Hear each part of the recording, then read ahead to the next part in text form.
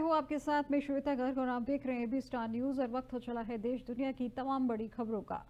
दिल्ली विधानसभा चुनाव को लेकर पीएम मोदी शुक्रवार को रोहिणी के जापानी पार्क में रैली को संबोधित करेंगे और इस दौरान प्रधानमंत्री 4500 करोड़ रुपए की कई परियोजनाओं की सौगात भी देंगे। वही जानकारी के मुताबिक पीएम मोदी अपनी रैली के दौरान दिल्ली मेट्रो के फेज 4 के तहत रिठाला नरेला कुंडली लाइन का शिलान्यास भी करेंगे। वहीं दिल्ली सहारनपुर नेशनल हाईवे को भी शुरुआत करेंगे और इसके साथ ही दिल्ली को जाम और प्रदूषण मुक्त करने के लिए 4 मुख्य प्रोजेक्ट्स के बारे में भी जानकारी देंगे। वहीं खबरों की माने तो शुक्रवार को पीएम मोदी पूर्वी और पश्चिमी दिल्ली में 2 नए दिल्ली यूनिवर्सिटी परिसरों के साथ साथ एक कॉलेज की भी आधारशिला रखेंगे, जहां पर कॉलेज के नजफगढ़ में सावरकर कॉलेज के नाम से ही बनाया जाएगा और इसे बनाने के लिए 140 करोड़ रुपए की अनुमानित लागत तय की गई है।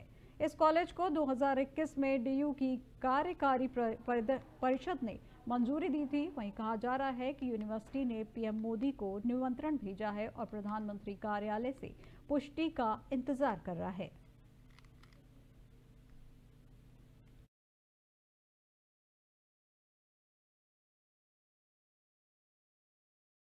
जसपुर में खाद की समस्या से परेशान हजारों की संख्या में किसानों ने सड़क जाम किया है और इस समय रबी की फसल की बुवाई का समय चल रहा है और खाद की किल्लत से परेशान किसान अपनी फसल की बुवाई में नहीं कर पा रहा है।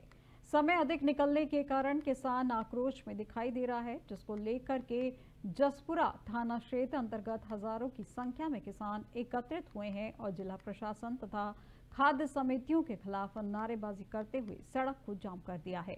वहीं भीषण ठंड के चलते किसान समितियों के बाहर रात से ही लाइन लगाकर खाद के लिए खड़े हो जाते हैं, लेकिन इसके बाद भी खाद किसानों को नहीं मिल पाता। गेहूं की फसल की बुवाई को लेकर यूरिया खाद की आवश्यकता किसानों को इस समय है, जिस पर खाद्य समितियों से खाद न मिल पाना और खाद को अपने चहेते लोगों को वितरित कर देना, इन सभी समस्याओं पर आक्रोशित किसानों ने बांदा हमीरपुर मार्ग पर जाम किया है।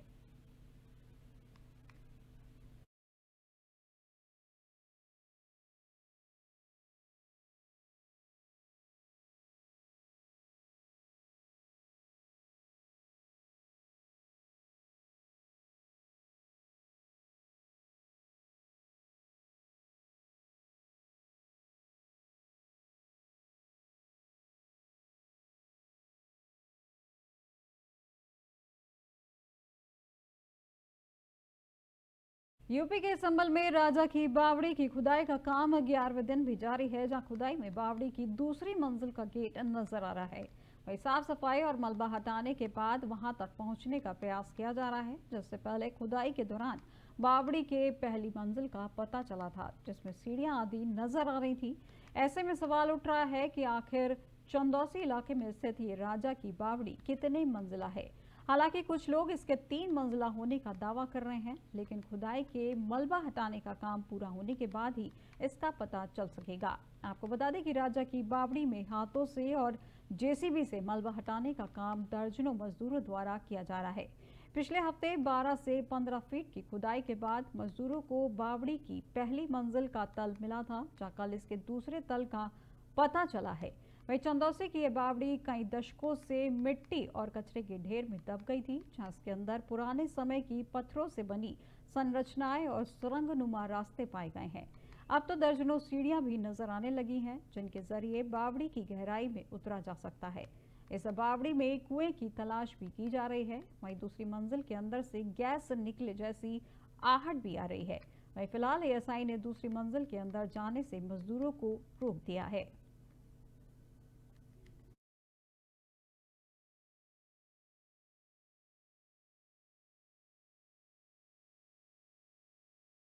हॉल प्राचीन बावड़ी कुएं की खुदाई का ये पूरा मामला, जहां पर लगातार खुदाई 11वें दिन भी जारी है, जहां पर दूसरी मंजिल की ओर बढ़ रही है खुदाई, जहां पर सीढ़ियां नजर आई हैं। और इस खबर पर ज्यादा जानकारी के लिए हमारे साथ हमारे संवाददाता विजेंद्र सिंह जुड़ चुके हैं। तो विजेंद्र, जिस तरीके से संभल में लगातार खुदाई चलती जा रही है, उसके चलते अभी क्या कुछ जानकारी मिल पा रही है?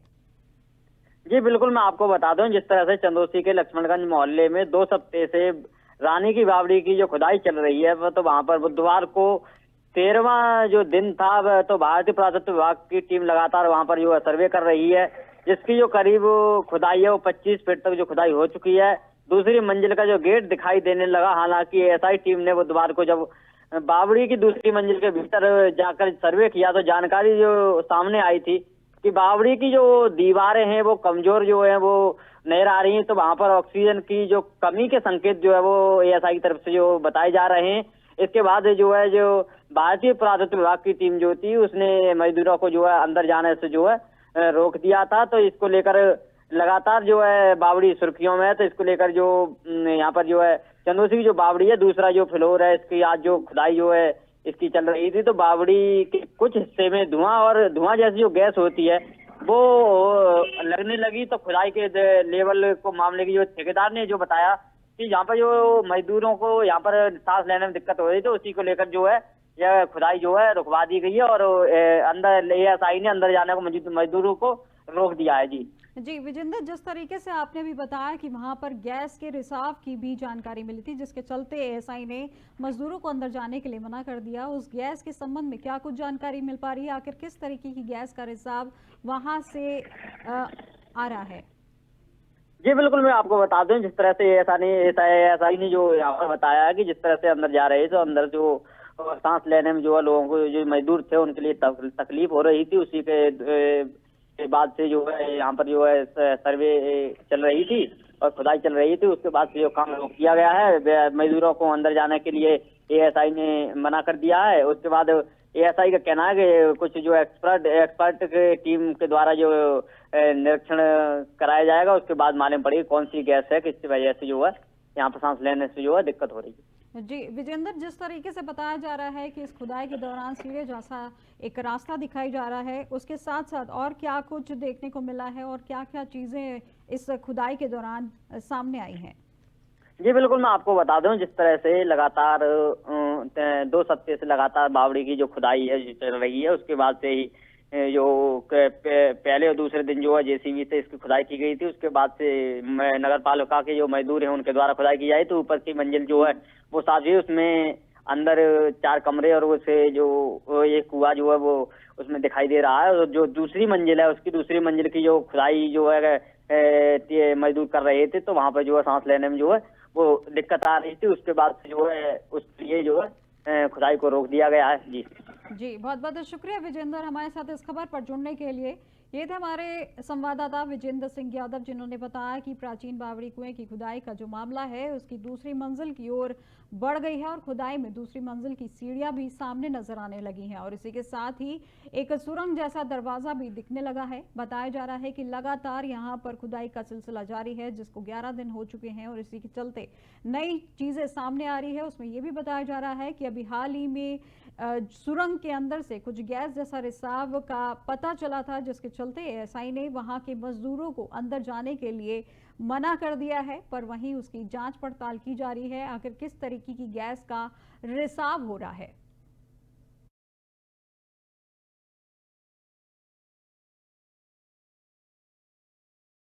उत्तराखंड कांग्रेस में निकाय चुनाव में टिकट बंटवारे को लेकर पार्टी से नाराजगी का दौर लगातार जारी है, जहां कांग्रेस के कई बड़े नेता टिकट बंटवारे को लेकर नाराज चल रहे हैं। वहीं कांग्रेस प्रदेश उपाध्यक्ष मथुरा दत्त जोशी भी पार्टी के कुछ बड़े नेताओं से नाराज नजर आ रहे हैं। वहीं मथुरा दत्त जोशी ने कहा कि प्रदेश अध्यक्ष के आश्वासन के बाद कार्यालय में बैठे रहे और जो पीड़ा हुई है उससे भुलाने का प्रयास कर रहे हैं। उत्तराखंड कांग्रेस के इस मामले में बीजेपी के वरिष्ठ नेता और राज्यसभा सांसद नरेश बंसल ने इसे कांग्रेस का अंदरूनी मामला बताया है। उन्होंने कहा कि कांग्रेस के अंदर कुछ भी ठीक नहीं चल रहा है, जिस पर कोई भी टिप्पणी करना सही नहीं है। अब देखिए, कोशिश करेंगे, हमको भुलाने की कोशिश करेंगे, लेकिन जो नेताओं का व्यवहार है, जो 5-7 बड़े नेता हैं यहाँ, उनका जो व्यवहार है उससे मुझे पीड़ा जरूर हुई है, लेकिन कोशिश करेंगे बुलाने की। और क्योंकि माननीय अध्यक्ष जी ने कहा है, कुछ बात उन्होंने कही है, तो उनकी बात का सम्मान करते हुए मैं कार्यालय में बैठा हूँ। अब बयानबाजी तो उनको अपने आप देखना चाहिए, हम कुछ कहेंगे तो ये रहेगा कि विपक्ष आरोप लगा रहा है, लेकिन कांग्रेस का ये इतिहास रहा है। कांग्रेस का जो अब भारत की राजनीति कांग्रेस मुक्त भारत की ओर बढ़ रही है और कांग्रेस अपने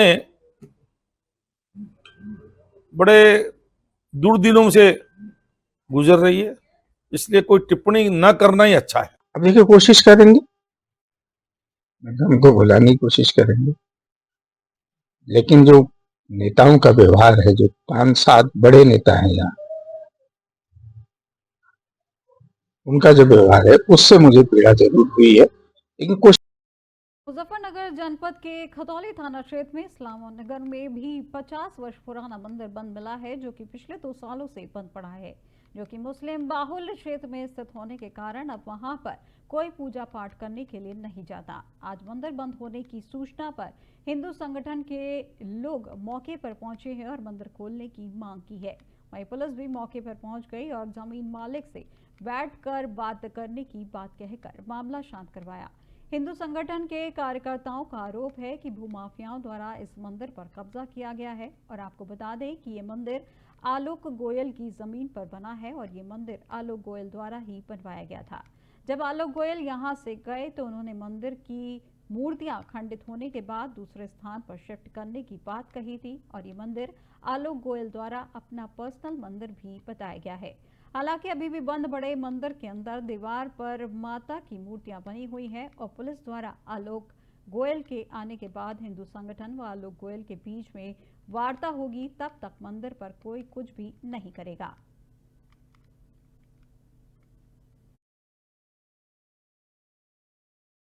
मंदिर का जी ये 50 साल पुराना मंदिर है। ये काफ़ी समय से बंद था। हमें इस पे सूचना मिली कि पथराव हुआ, हम आए, प्रशासन को भी सूचना दी, तो इस पे भू माफियाओं ने ताला वगैरह लगा के कब्जा कर रखा। अच्छा, तो अभी मतलब क्या कंप्लेन किया आपने? जी ये कंप्लेन की। क्या कह रहे हैं प्रशासन? प्रशासन ने अभी 2 दिन का समय दिया है। जो इसका जिन्होंने ये बनवाया था उन मालिक को बुलाया जाएगा, उसके बाद आगे की प्रक्रिया होगी। मंदिर का जी ये 50 साल पुराना मंदिर है। ये काफ़ी समय से बंद था। हमें इस पे सूचना मिली कि पथराव हुआ, हम आए।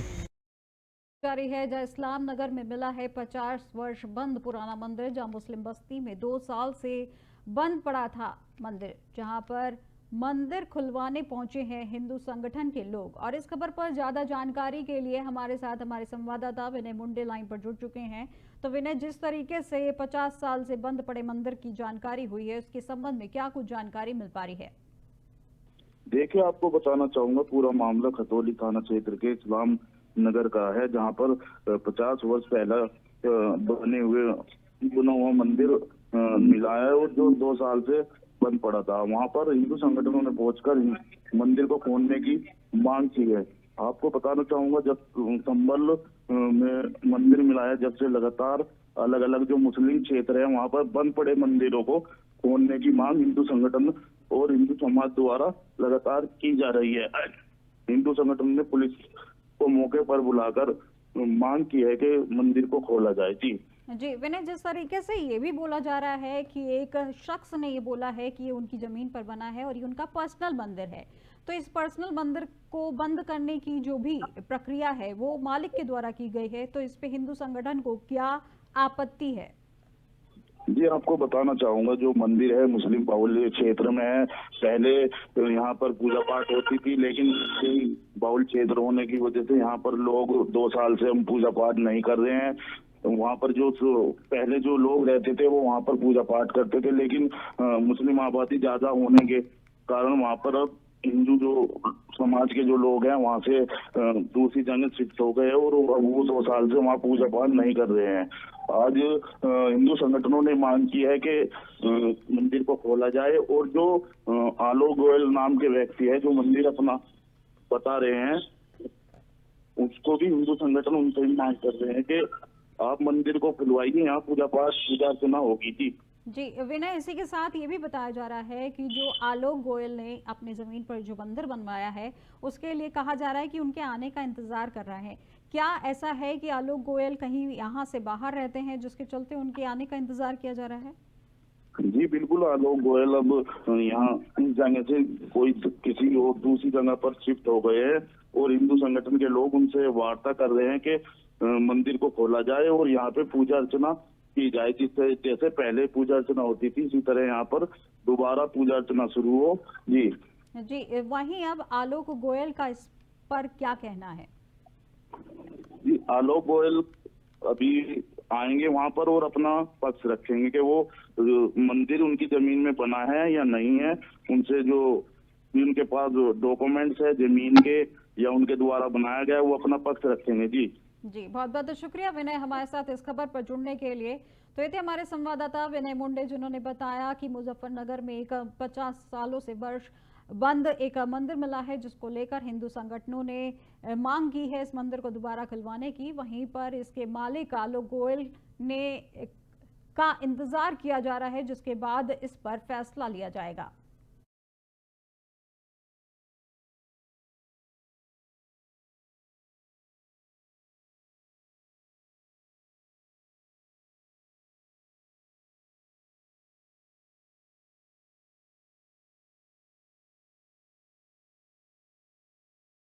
बीजेपी ने देहरादून नगर निगम के सभी 100 वार्डों में इस बार मातृशक्ति पर अधिक भरोसा जताया है, जब महिलाओं के लिए आरक्षित 34 सीटों के साथ साथ 10 सामान्य सीटों पर भी महिला प्रत्याशियों पर बीजेपी ने दांव खेला है। इसके अलावा कई वार्ड में युवा और नए चेहरे को मैदान में उतारा है, जहां बीजेपी की प्रदेश प्रवक्ता कमलेश रवन ने कहा कि भाजपा ने मातृशक्ति पर भरोसा जताया है। उन्होंने कहा कि प्रधानमंत्री नरेंद्र मोदी ने लोकसभा और विधानसभा में महिलाओं को 33% आरक्षण देकर बराबरी का अधिकार देने का काम किया है। प्रदेश सरकार ने हमारी आरक्षित सीटों के लिए अलावा भी महिला प्रत्याशियों को मैदान में उतारा है। वहीं मातृशक्ति निकाय चुनाव में भारी बहुमत के साथ परचम लहराने का काम करेगी।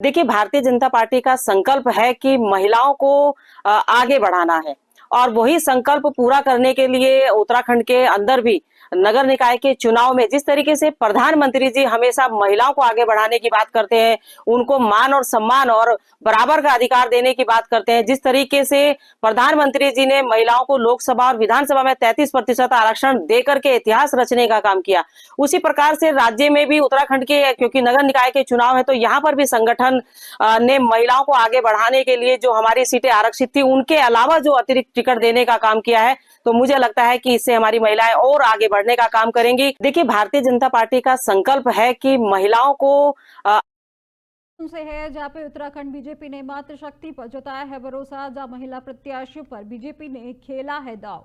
वहीं मातृशक्ति भारी बहुमत के साथ परचम लहराएगी, जहाँ पे कमलेश रमन ने अपना ये बयान जारी किया है।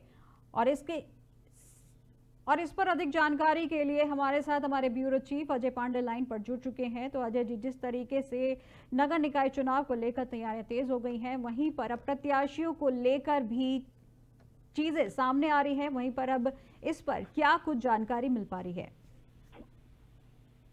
देखिए, उत्तराखंड राज्य का गठन जो हुआ था उसमें महिलाओं की काफी महत्वपूर्ण भूमिका रही है, लेकिन जब चुनाव की बारी आती है तो उस समय महिलाओं को उतना महत्व और प्रतिनिधित्व नहीं दिया जाता था। अब धीरे धीरे स्थितियां और परिस्थितियां बदली हैं। अब महिलाओं को ज्यादा तवज्जो राजनीतिक दलों की ओर से दी जा रही है, और यही वजह है कि उत्तराखंड बीजेपी ने जो ये नगर निकाय चुनाव हो रहा है, राजधानी देहरादून के देहरादून नगर निगम में 34 सीटों पर जो आरक्षित है पहले महिलाओं के लिए, तो जाहिर है कि जो आरक्षण रहेगा वहां पर महिलाओं को जिम्मेदारी दी जाएगी। उसके अलावा 10 सामान्य सीटों पर भी महिलाओं को अतिरिक्त वहां पर बीजेपी ने टिकट दिया है। तो आप समझ सकती हैं कि महिलाओं को लेकर के बीजेपी की ओर से एक बड़ी पहल यहाँ की गई है, और जाहिर है कि अगर राजनीति में प्रतिनिधित्व महिलाओं को दिया जाएगा और महिलाओं को उचित सम्मान दिया जाएगा तो इसका काफी सकारात्मक परिणाम भी देखने को मिलेगा। जैसे कि अभी मैंने बताया आपको कि राज्य गठन के दौरान उत्तराखंड की महिलाओं का काफी महत्वपूर्ण योगदान रहा है। बढ़ चढ़कर उन्होंने राज्य गठन आंदोलन में भागीदारी की थी, और ऐसे में अगर किसी भी राजनीतिक दल की ओर से अगर उनको सम्मान दिया जाता है तो अपने आप में काफी बड़ी बात है। जी अजय जी, जिस तरीके से ये भी आपने बोला कि पहले यहाँ पे उत्तराखंड में महिलाओं को बहुत ज्यादा तवज्जो नहीं दी जाती थी, पर वहीं अब राज गठन के दौरान महिलाओं को मौका दिया गया है, तो क्या लगता है कि इस चुनाव में जो बीजेपी ने महिलाओं पर जो दाव खेला है उस पर लगता है कि क्या ये उनकी रणनीति जो है वो सफल हो पाएगी? देखिए, क्योंकि अब महिलाओं को हर चुनाव में 33% आरक्षण देने की बात कही जाती रही है। केंद्र सरकार ने भी एक बड़ी पहल की है। उसके बाद अब राज्य सरकारें भी इस दिशा में सकारात्मक कदम उठा रही हैं और इसी कड़ी में ये जो नगर निकाय का चुनाव हो रहा है, इसमें बीजेपी की ओर से या बाकी अन्य राजनीतिक दलों की ओर से भी तमाम प्रयास किए गए हैं। अन्य राजनीतिक दलों ने भी अपने स्तर से बढ़ चढ़ करके महिलाओं को टिकट दिया है, लेकिन जो प्रतिशत की बात अगर हम करें, अधिकांश संख्या की बात करें, तो बीजेपी की ओर से अधिकांश महिलाओं को ये जिम्मेदारी दी गई है कि वो चुनावी मैदान में उतरे और पार्टी को जीत के दहलीज तक ले जाएं, यानी जिता करके उनको आगे बढ़ाएं। तो जाहिर है कि महिलाओं के ऊपर एक भरोसा राजनीतिक दलों में अब दिखने लगा है, ज्यादा होने लगा है, क्योंकि आप ये भी देखिए कि विधानसभा चुनाव भी जितने हुए हैं या इसके अलावा बाकी के अन्य जो चुनाव हुए हैं उसमें बहुत ज्यादा प्रतिनिधित्व महिलाओं को नहीं दी जाती रही है राजनीतिक दलों की ओर से। लेकिन एक बड़ा और सकारात्मक प्रयास रहेगा ये जो अभी वर्तमान में किया गया है और एक अच्छी खबर महिलाओं के लिए भी है। जी, बहुत बहुत शुक्रिया अजय जी हमारे साथ इस खबर पर जुड़ने के लिए। तो ये थे हमारे ब्यूरो चीफ अजय पांडे, जिन्होंने बताया कि इस बार जो देहरादून में नगर निकाय चुनाव होने वाले हैं उसके चलते बीजेपी ने महिलाओं पर अपना दाव खेला है। उनका कहना यह है कि इस बार जरूर मातृशक्ति अपना परचम लहराएगी।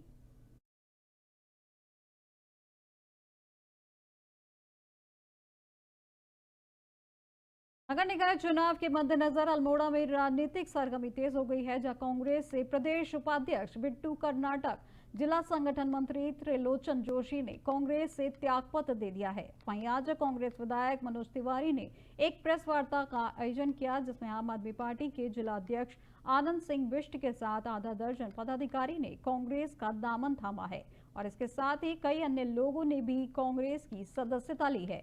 वहीं इस मौके पर विधायक मनोज तिवारी ने कहा कि कांग्रेस की रीति और नीतियों से प्रभावित होकर लोग पार्टी से जुड़ रहे हैं। वहीं निकाय चुनाव में कांग्रेस पूरी ताकत के साथ उतरेगी और जीत हासिल करेगी।